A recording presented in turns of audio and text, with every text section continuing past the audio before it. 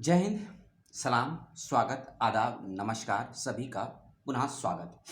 सूचना आई है केंद्रीय विश्वविद्यालय जम्मू की तरफ से और जम्मू की तरफ से सूचना आई है ये पीएचडी इंटरव्यू 21 और 22 के लिए। यदि आपने भी जम्मू यूनिवर्सिटी में 21 और 22 सेशन में अप्लाई किया था और आपका एंट्रेंस हो चुका है और आप एंट्रेंस में हो चुके हैं क्वालिफाई, तो आ चुकी है आपके इंटरव्यू की सूचना। और पहले ही स्पष्ट कर दूं, केवल 2 डिपार्टमेंट की सूचनाएं आई हैं। तो कमेंट करके फालतू सवाल मत कीजिएगा कि हमारे डिपार्टमेंट का शेड्यूल कब तक आएगा। जिस डिपार्टमेंट का शेड्यूल आएगा आपको सूचना दे दी जाएगी, वो मैं आपको बता दूंगा। लेकिन पहले समझ लीजिए इंटरव्यू को लेकर कुछ गाइडलाइंस जो विश्वविद्यालय ने जारी करी है लगभग 20 या 24 जनवरी के बीच में। क्या गाइडलाइंस हैं और किन नियमों का पालन करना है और क्या इंटरव्यू आपका ऑनलाइन होगा या ऑफलाइन होगा, या आपसे सिनॉप्सिस मांगा जाएगा या पीपीटी मांगा जाएगा या आपको ऑन द स्पॉट कुछ एग्जाम देना होगा। ये सभी बातें इस छोटे से वीडियो में आपको प्राप्त होने वाली है। पहले मैं आपको नियम बता देता हूं जिसे गाइडलाइंस बोलते हैं, उसके बाद कौन से 2 डिपार्टमेंट हैं जिनका अपडेट आया है उसको लेकर करेंगे बातचीत। सबसे पहली बात, इंटरव्यू का शेड्यूल आया है 2 डिपार्टमेंट का, ठीक है। दूसरी बात, इंटरव्यू आपको ऑनलाइन देना है या ऑफलाइन देना है, इसका चयन आपको स्वयं करना है। लेकिन आप इंटरव्यू यदि ऑनलाइन देंगे या ऑफलाइन देंगे, इसकी सूचना आपको जिस विभाग में आपने अप्लाई किया है उस विभाग के विभागाध्यक्ष की ईमेल आईडी पर आपको एक ईमेल भेजना होगा और बताना होगा कि आप इंटरव्यू ऑनलाइन देना चाहते हैं या ऑफलाइन देना चाहते हैं। साथ ही साथ में उस ईमेल में आपको, और याद रखिएगा ईमेल उन्हीं को करना है जिनका सिलेक्शन हो चुका है इंटरव्यू के लिए, और इंटरव्यू में सिलेक्शन उन्हीं बच्चों का होगा जो एंट्रेंस क्वालिफाई करे होंगे या फिर जो बच्चे एग्जाम्प्टेड कैटेगरी में होंगे। एग्जाम्प्टेड और नॉन एग्जाम्प्टेड कैटेगरी की लिस्ट वेबसाइट पर मौजूद है। मैंने अलग से भी उस पर एक वीडियो बनाया था, आप सभी जानते हैं। जहाँ विश्वविद्यालय की वेबसाइट को विजिट कर लीजिएगा या आप मेरे पूर्व के उस वीडियो को देख लीजिएगा, लिंक मैं डिस्क्रिप्शन बॉक्स में दे दूंगा। पुनः आते हैं विषय पर, आपको इंटरव्यू ऑनलाइन देना है या ऑफलाइन देना है, इसकी सूचना आपको ईमेल के माध्यम से देनी होगी हेड ऑफ द डिपार्टमेंट को, जिस भी डिपार्टमेंट में आपने अप्लाई किया है।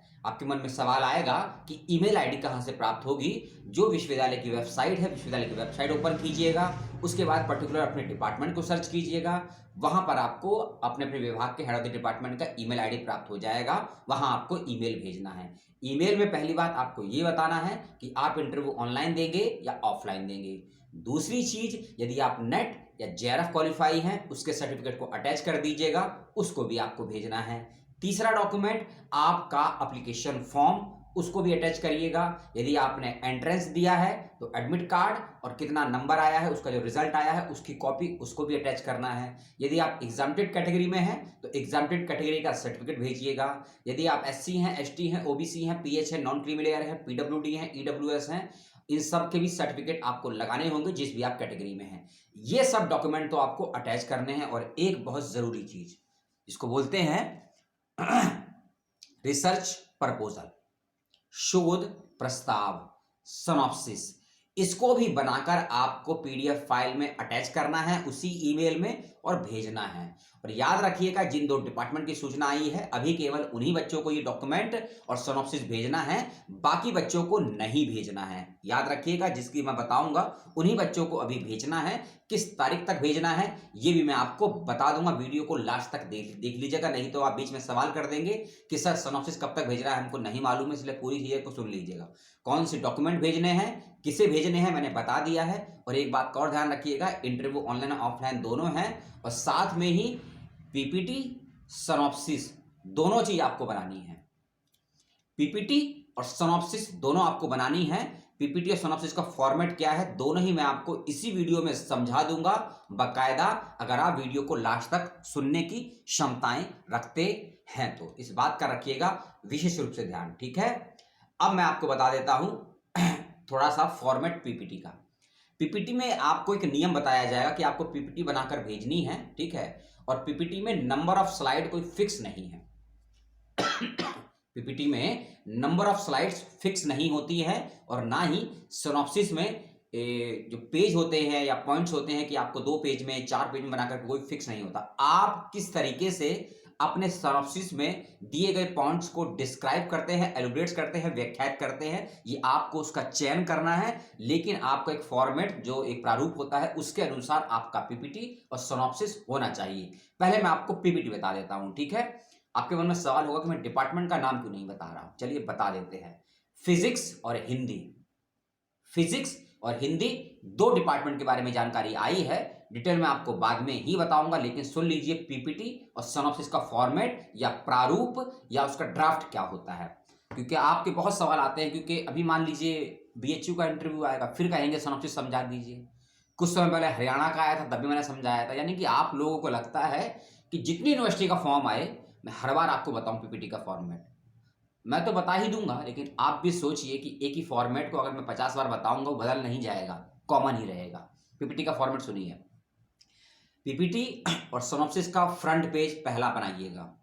फ्रंट पेज में क्या होगा, आपके टॉपिक का नाम होगा, आप जिस यूनिवर्सिटी में इंटरव्यू देने जाएंगे उस यूनिवर्सिटी का नाम होगा, और कोशिश करिएगा जो आपका सिनॉप्सिस का टॉपिक है हिंदी और इंग्लिश दोनों ही भाषाओं में लिखिएगा, खासकर सोशल साइंस के बच्चे, ठीक है। हिंदी के बच्चे हिंदी में ही लिखिएगा, लेकिन जो बच्चे सोशल साइंस के बच्चे हैं वह बच्चे हिंदी इंग्लिश दोनों में अपना टॉपिक लिखेंगे, अंग्रेजी हिंदी में, तो आपके लिए बेटर रहेगा, ठीक है।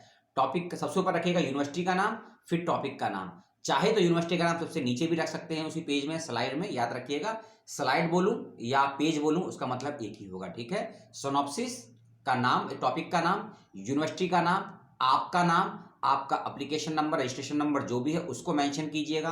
आप कौन से सेशन में इंटरव्यू देने जाना चाहते हैं, 21 और 22 का सेशन है, उसको लिखिएगा। और अपने नाम के आगे शोधार्थी लिखिएगा, शोधार्थी एबीसीडी जो भी आपका नाम हो, शोधार्थी एबीसीडी नाम हो जो भी, यानी कि इंग्लिश में स्कॉलर, हिंदी में शोधार्थी। किस सेशन में देने जा रहे हैं 21 और 22 उसको लिखिएगा। यूनिवर्सिटी का लोगो उसको लगा लीजिएगा। आपके मन में सवाल आएगा कि मैं कोई फोटो शेयर कर दूं, स्क्रीनशॉट लगा दूं, पॉसिबल नहीं है, गूगल सर्च करिए आपको मिल जाएगा, ठीक है। तो पहली स्लाइड में यूनिवर्सिटी का नाम, टॉपिक का नाम और किस सेशन में जा रहे हैं, आपका नाम, यूनिवर्सिटी का लोगो, और एक जरूरी चीज, किस विभाग में इंटरव्यू देने जा रहे हैं उस विभाग का पूरा नाम। अगर हिंदी विभाग है, हिस्ट्री विभाग है, पॉलिटिकल है तो विभाग का पूरा नाम, और उसके बाद यूनिवर्सिटी का नाम पिन कोड के साथ में। यह आप पहली स्लाइड या पहली पीपीटी बनाएंगे। आते हैं दूसरे पेज या दूसरी स्लाइड में, जिसमें आपको अपने विषय का इंट्रोडक्शन देना है। अपने विषय का इंट्रोडक्शन देना है, जिसको बोलते हैं हिंदी में प्रस्तावना या फिर भूमिका। इस बात का ध्यान रखिएगा। यदि पीपीटी बना रहे हैं तो पीपीटी में इंट्रोडक्शन आपको कम से कम शब्दों में, इन शॉर्ट में देना है, लेकिन कोई पॉइंट नहीं बनाना है कि point number 1, point number 2, point number 3। Introduction या प्रस्तावना, भूमिका कभी पॉइंट में नहीं बनाई जाती है, ना ही लिखी जाती है। इस बात को आप लोग ध्यान से सुन लीजिए और समझ लीजिए। दूसरा, एक तीसरा सिनॉप्सिस का दूसरा पॉइंट और पीपीटी और सिनॉप्सिस का तीसरा पॉइंट या तीसरा पेज, ठीक है। दूसरा पॉइंट सिनॉप्सिस का, जिसको बोलते हैं हाइपोथेसिस, कल्पना, उसको भी करिएगा डिस्क्राइब इन शॉर्ट में। पीपीटी में जो भी पॉइंट्स को बनाएंगे, याद रखिएगा आपको डिस्क्राइब नहीं करना है, कम से कम शब्दों में 5 लाइन 4 लाइन में आपको स्पष्ट इसको कर देना है। और जब आपको प्रेजेंटेशन देंगे आप पीपीटी को चलाते वक्त में, तब आपको चीजों को डिस्क्राइब करना है, ठीक है। लेकिन यदि आप सिनॉप्सिस बनाते हैं, सिनॉप्सिस में चीजों को आप डिस्क्राइब करेंगे, पीपीटी में डिस्क्राइब नहीं करेंगे, और दोनों ही आपको बनानी है, सिनॉप्सिस भी और पीपीटी भी, ठीक है। क्योंकि जो नोटिफिकेशन है उसमें कहा गया है पीपीटी और सिनॉप्सिस दोनों, कोई एक बनाना है ये नहीं कहा गया है, ठीक है। इसलिए दोनों को तैयार रखिएगा। जो आपसे प्रेजेंट करने को कहा जाए उसको कर दीजिएगा। मान लीजिए आपने पीपीटी बनाया, सिनॉप्सिस नहीं बनाया, पीपीटी बनाकर ले गया पेन ड्राइव में, वहां अगर कह दिया आपसे कि हमको पीपीटी नहीं देखना है, आपका सिनॉप्सिस चेक करना है, तब क्या करेंगे आप? फिर आप ये कहेंगे कि फलाने यूट्यूबर ने और विशलाल ने हमको बताया नहीं। इसलिए मैं आपको दोनों ही फॉर्मेट बता रहा हूं कि आपको तकलीफ और समस्याएं ना आए इंटरव्यू के दिन में। हम कहां थे?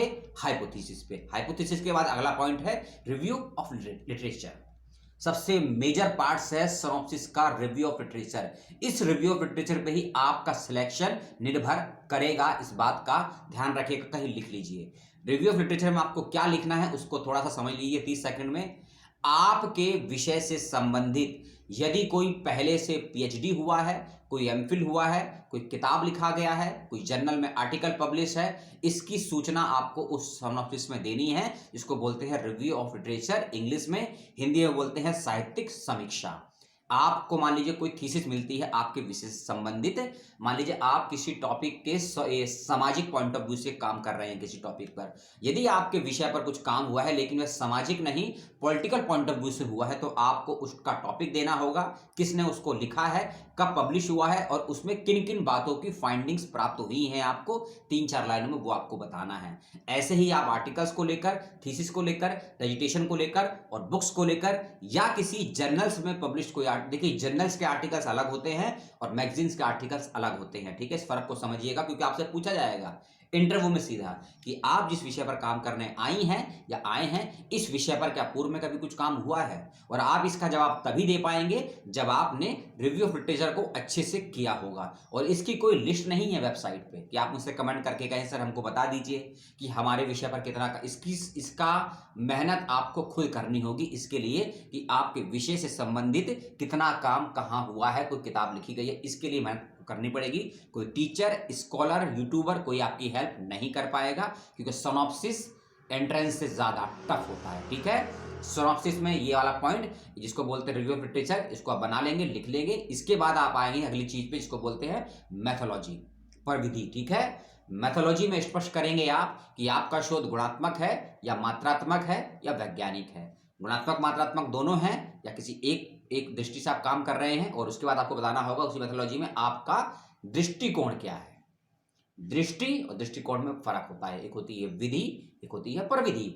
मान लीजिए आप गुणात्मक दृष्टि से काम कर रहे हैं, ठीक है, लेकिन गुणात्मक दृष्टि से आप हो सकता है सामाजिक काम कर रहे हो, राजनीतिक काम कर रहे हो, आर्थिक काम कर रहे हो, धार्मिक काम कर रहे हो, सांस्कृतिक काम कर रहे हो, मनोवैज्ञानिक काम कर रहे हो, ऐतिहासिक काम कर रहे हो, ये सब दृष्टिकोण होते हैं, ठीक है। तो इस फर्क को जानिएगा और इसको डिस्क्राइब करना है डिटेल में सिनॉप्सिस में। इस पॉइंट का नाम है मैथोलॉजी, और जब पीपीटी बनाएंगे तो इन शॉर्ट में आपको लिख देना है कि आपका रिसर्च क्वांटिटिव है या क्वालिटिव है या साइंटिफिक है। उसके बाद आपको कुछ पॉइंट्स पर अपनी बातों को कहना है, ठीक है। सिनॉप्सिस और पीपीटी का अगला स्लाइड या पीपीटी है जिसको बोलते हैं क्वेश्चंस। आपके शोध के प्रश्न क्या हैं या शोध के रिसर्च क्वेश्चन क्या हैं, इस वाले पॉइंट्स को आपको डिटेल नहीं करना है। सिनॉप्सिस और पीपीटी में रिसर्च के जो क्वेश्चन है उनको डिस्क्राइब नहीं करना है आपको। 1 2 3 4 जितने भी आपके शोध के प्रश्न होंगे कि जिन प्रश्नों का समाधान आप अपने शोध के माध्यम से देना चाहते हैं सोसाइटी विश्वविद्यालय विभाग को, उन पॉइंट्स को आपको लिखना है। इसको बोलते हैं रिसर्च ऑफ द क्वेश्चंस। इसका ध्यान रखिएगा, मेजर पॉइंट है, मैंडेटरी पॉइंट है, और जो पॉइंट्स मैं आपको बता रहा हूं किसी पॉइंट को छोड़िएगा मत, चाहे कम से कम शब्द में लिखिएगा जरूर। सिनॉप्सिस का अगला point question of the research, ठीक है। अगला पॉइंट है उसके बाद ऑब्जेक्टिव। आपके रिसर्च के ऑब्जेक्टिव क्या है, यानी कि शोध के उद्देश्य क्या है। शोध के उद्देश्य को भी आपको पॉइंट्स में लिखना है, 1 2 3 4 करके, डिटेल में नहीं लिखना है। रिसर्च क्वेश्चन, रिसर्च के ऑब्जेक्टिव, दोनों पॉइंट का ध्यान रखिएगा। आपको डिटेल में नहीं लिखना है, डिस्क्राइब नहीं करना है, पॉइंट टू पॉइंट लिखने हैं। प्रेजेंटेशन जब आप देंगे सिनॉप्सिस के समय, इंटरव्यू के समय, तब आपको डिस्क्राइब करना है, ठीक है। अगला पॉइंट पीपीटी सिनॉप्सिस का जिसको बोलते हैं चैप्टराइजेशन, इंग्लिश में, हिंदी में बोलते हैं संभावित अध्यायकरण। आप अपने विषय पर जो काम करेंगे उसके बकायदा कुछ पार्ट्स बनाएंगे, कुछ चैप्टर बनाएंगे, उन चैप्टर्स का आपको नाम लिखना है। चैप्टर नंबर 1, चैप्टर नंबर 2 ये नहीं लिखना है। चैप्टर 1 में क्या है, चैप्टर 2 में क्या है। मान लीजिए आपने चैप्टर 1 में भूमिका लिख दी, इंट्रोडक्शन लिख दिया, सेकंड चैप्टर में क्या है, आपकी उसमें हाइपोथेसिस है, आपका उसमें सोशल पॉइंट ऑफ व्यू है, इकोनॉमिकल पॉइंट ऑफ व्यू है, कुछ रिव्यू लिटरेचर, ये आपको बताना है। ऐसे थर्ड चैप्टर नंबर 3, अध्याय 3, उसके सामने चैप्टर का नाम, चैप्टर 5, चाहे आप 5 चैप्टर बनाइए, 7 बनाइए, 10 बनाइए, 20 बनाइए, ये आपके ऊपर है, आपकी क्षमताओं के ऊपर है, आपके लिटरेचर के कितना आपने स्टडी किया है उसको लेकर है, ठीक है। अंतिम पॉइंट सिनॉप्सिस का, जिस पॉइंट को मैं बताने वाला हूं ना अब लास्ट में, यदि आपने इसको नहीं लिखा सिलेक्शन नहीं होगा आपका, इसको लिख लीजिएगा। इसको बोलते हैं बिब्लियोग्राफी इंग्लिश में, हिंदी में बोलते हैं संदर्भ सूची। संदर्भ सूची को ध्यान से लिखिएगा, बहुत ध्यान से लिखिएगा। फॉर्मेट आपको गूगल पे मिल जाएगा। एपीए फॉर्मेट कहता है, एपीआई फॉर्मेट, एपीआई फॉर्मेट के तहत, सॉरी एपीए, इस फॉर्मेट के तहत आपको बिब्लियोग्राफी को लिखना है या टाइप करना है। और मैं बताना भूल गया, सिनॉप्सिस को टाइप कीजिएगा, हाथ से मत लिखिएगा, टाइप करिएगा सिनॉप्सिस को। और हिंदी वाले तो हिंदी में बनाएंगे, इंग्लिश वाले इंग्लिश में, साइंस वाले इंग्लिश में। जो बच्चे सोशल साइंस के हैं, जो बच्चे सोशल साइंस के हैं उनको अपना पीपीटी या सोनॉप्सिस हिंदी में टाइप करना है या इंग्लिश में, इसका कंसल्टेशन या इसकी प्रमाणिकता के लिए आपको अपने विभाग से फोन या ईमेल करना होगा, उनसे पूछना होगा और हेड ऑफ द डिपार्टमेंट से ही पूछिएगा। मेरा तो ये आपको ये सुझाव है, वही क्लियर करेंगे कि आपको पीपीटी या सोनॉप्सिस हिंदी में बनाना है या इंग्लिश में बनाना है, या मिक्स लैंग्वेज का यूज कर सकते हैं। इसका कंसल्टेशन आप लीजिएगा, नोटिफिकेशन में इसके बारे में नहीं कहा गया। ठीक है, वीडियो अभी 5 मिनट और चलेगा, समय है तो देखिए, नहीं तो आप छोड़ के जा सकते हैं, घंटा फर्क नहीं पड़ता है। आप शब्दों पे मत जाइएगा। ठीक है, हम कहां थे? संदर्भ सूची। देखिए, हो सकता है जो आपने बिब्लियोग्राफी तैयार की हो उसमें कुछ पुस्तकें हिंदी की हो, हिंदी भाषा की हो, हिंदी माध्यम में लिखी गई हो, कुछ पुस्तकें इंग्लिश भाषा की हो, इंग्लिश माध्यम की हो, कुछ पुस्तकें ट्रांसलेटेड हो, है ना, हिंदी की पुस्तक, इंग्लिश की पुस्तक, या कुछ पुस्तक ऐसी ट्रांसलेटेड होती हैं जो हिंदी में है मूल रूप से लेकिन इंग्लिश में ट्रांसलेट हुई हैं, कुछ पुस्तक इंग्लिश में है हिंदी में अनुवादित हुई हैं, कुछ पुस्तकें फ्रेंच में है, जर्मन में है, हिंदी इंग्लिश में। अगर ऐसी पुस्तक भी आपको मिलती है उसका भी उसमें लिस्ट बनाइएगा। ठीक है, 3 हो गई, हिंदी पुस्तक, इंग्लिश पुस्तक, ट्रांसलेटेड पुस्तक। चौथा आपका होता है कि आप अपने रिसर्च के दौरान बहुत से डेटा को किसी ना किसी वेबसाइट से लेंगे, है ना, किसी ना किसी वेबसाइट से कोई डेटा लेंगे, कोई रिपोर्ट्स लेंगे।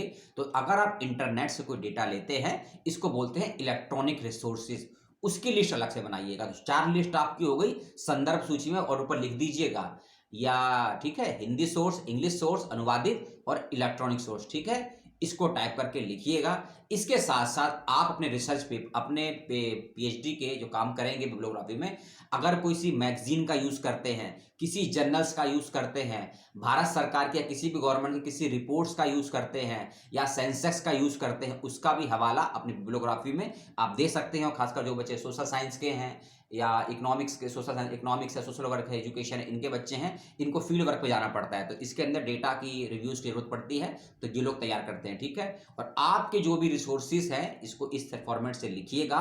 और इंटरव्यू में आपसे क्वेश्चन पता क्या करा जाएगा कि आप जिस विषय पर काम करना चाहते हैं इसके प्राइमरी रिसोर्सेज क्या हैं और सेकेंडरी रिसोर्सेज क्या हैं। प्राइमरी का मतलब आपके मुख्य ग्रंथ कौन से हैं और सहायक ग्रंथ कौन से। इसको फर्क को समझने के लिए बहुत से यूट्यूब पर वीडियो हैं, जाके देख लीजिएगा, तो पुस्तकें मौजूद है, पढ़ लीजिएगा। Primary source and secondary source क्या होती है, इसे इंग्लिश में बोलते हैं primary data and secondary data. ठीक है, जब डेटा का क्लासिफिकेशन करेंगे, उसका वर्गीकरण करेंगे, तब आप चीज़ों को समझेंगे कोर्स वर्क के दौरान में, जो पीएचडी में करना पड़ेगा। जैसे बहुत सी पुस्तक हैं, ठीक है, राम आहूजा की पुस्तक है, नरेंद्र कोहली की पुस्तक है, देवेंद्र शर्मा की पुस्तक है, बहुत सी पुस्तकें इसमें मौजूद है, हिंदी इंग्लिश में पढ़ सकते हैं कि डेटा को जब हम क्लासिफाइड करते हैं तब ये आपको फॉर्मेट मिलेगा। लेकिन अभी आपको जो किताबों की सूची है बिब्लियोग्राफी, उसको क्लासिफाई करना पड़ेगा, ध्यान रखिएगा। तो ये सारे पॉइंट्स थे सिनॉप्सिस और पीपीटी के। जितनी मेरी समझ थी कम से कम शब्दों में बताने की कोशिश की आपको, कि थोड़ा बहुत आप समझे मोटा मोटा। अब आप हिंदी और फिजिक्स के बच्चों का जो शेड्यूल आया है, जो लिस्ट आया है, मैं उसको भी बता देता हूं। नहीं तो आप कहेंगे कि मैंने इतनी राम कहानी बकवास कर दी लेकिन बच्चों का चयन किसका हुआ वो नहीं बताया। ठीक है, पहले हम बात करेंगे फिजिक्स के बच्चों की। फिजिक्स के बच्चों का इंटरव्यू 2 फरवरी 2022 को है।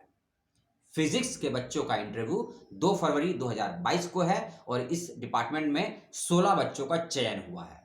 ठीक है, कितनी सीटें हैं ये आपको मालूम है, प्रोस्पेक्टर का लिंक मैं आपको डिस्क्रिप्शन बॉक्स में दे दूंगा, ध्यान से देख लीजिएगा। ठीक है, 16 बच्चों का चयन हुआ है डिपार्टमेंट ऑफ फिजिक्स में। कुछ बच्चे नेट के बेस पे चयनित किए गए हैं, कुछ बच्चे जेआरएफ के बेस पे, कुछ बच्चे एमफिल के बेस पे, कुछ बच्चे गेट के बेस पे, और कुछ बच्चों ने डायरेक्ट गए हैं, है ना, एग्जामिनेटेड वाले हैं। और सब बच्चों ने, जिसने एंट्रेंस में कितने नंबर प्राप्त किए हैं और टोटल मार्क्स कितने, वो भी इसमें दिए गए हैं, आप देख लीजिएगा। 2 फरवरी को इंटरव्यू है फिजिक्स के बच्चों का, समय है सुबह 11 बजे। और फिजिक्स के बच्चे ध्यान रखेंगे 2 फरवरी से पहले, चाहे 30 जनवरी हो, 31 जनवरी हो या 1 फरवरी हो, तीनों में से किसी भी डेट पे या आज ही की डेट में डिपार्टमेंट ऑफ फिजिक्स के हेड ऑफ द डिपार्टमेंट को अपना रिसर्च प्रपोजल और पीपीटी बनाकर भेज देंगे। फॉर्मेट आपको समझा दिया है, कौन कौन से ऑथररी डॉक्यूमेंट्स हैं वो मैंने आपको पहले ही बता दिए हैं। इन सबको अटैच करके ईमेल आईडी में आपको भेज देना है, इस बात का ध्यान रखना है। अगला डिपार्टमेंट हिंदी, हिंदी के बच्चे भी सुन लेंगे। और हाँ यार, एक चीज भूल गया मैं, जो बच्चे ऑफलाइन माध्यम से इंटरव्यू देंगे ना, जो वहीं यूनिवर्सिटी में जाएंगे, ठीक है, ऑफलाइन माध्यम के लिए आपको यूनिवर्सिटी में जाना है, ऑनलाइन के लिए आपको अपने अपने घर से ही इंटरव्यू दे सकते हैं। ठीक है, ऑफलाइन के बच्चे जो इंटरव्यू देने जाएंगे, एक बात बताना भूल गया, मैं माफ कीजिएगा, सभी अपने ओरिजिनल डॉक्यूमेंट्स साथ लेकर जाइएगा। और सभी डॉक्यूमेंट की 2-2 फोटोकॉपी और अपनी पासपोर्ट साइज 4 फोटोकॉपी लेकर जाइएगा। एप्लीकेशन फॉर्म लेकर जाइएगा, एडमिट कार्ड लेकर जाइएगा, ठीक है? और अपना एक कोई ना कोई आईडी प्रूफ साथ लेकर जाइएगा। पहचान पत्र, आधार कार्ड, वोटर कार्ड, पासपोर्ट, कुछ और होता होगा तो मालूम नहीं, ठीक है? वीज़ा लेकर नहीं जाना है। और एक चीज़ और, कोविड का डोज अगर आपके लगा है तो इंटरव्यू देने जाइएगा। यदि आपके कोविड का डोज नहीं लगा है, इंटरव्यू देने मत जाइएगा। आपकी एंट्री नहीं होगी यूनिवर्सिटी के अंदर मेन गेट से। आप में यदि ऑफलाइन माध्यम से इंटरव्यू देना चाहते हैं या देना चाहती हैं, कोविड का डोज लगवा लीजिएगा आज या कल में, जो भी आपको टाइम मिले। यदि नहीं लगवाया है तो उसका सर्टिफिकेट लेकर जाइएगा, और नहीं लगवाया है तो लगवा लीजिएगा। सर्टिफिकेट को डाउनलोड कीजिएगा, वहां आपसे पूछा भी जाएगा, मांगा भी जाएगा, ठीक है? नहीं तो ऐसा हो कि कोविड का डोज नहीं लगा, इस वजह से आपको गेट से ही वापस भेज दिया जाए, ठीक है? ये एक बात थी, मैं भूल गया था बताना। हम कहाँ थे? हिंदी पे थे। हिंदी के बच्चों का इंटरव्यू 1 फरवरी को है, ठीक है? फिजिक्स के बच्चों का इंटरव्यू 2 फरवरी को है।